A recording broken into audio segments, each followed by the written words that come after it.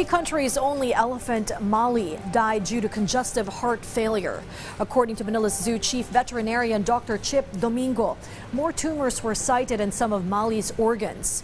In the meantime, the Manila LGU is mulling to preserve the body of Mali through taxidermy so it could be displayed in the zoo's museum.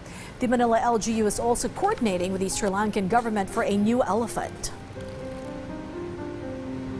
Lahat naman po tayo dito ay may kanya-kanyang kwento patungkol po kay Mali. Nakakalungkot lang po kasi parte na po siya talaga ng buhay namin dito sa Manila Zoo. Kaya nung ni-rehabilitate namin ng Manila Zoo, talagang we made sure na ang laki po, malawak yung maiikutan ni Mali. Yung kanya magiging playground, yan na po ang pinaka-playground niya. Na mabibigay namin bagamat siya ay nag-iisa, kasama niyo po kami.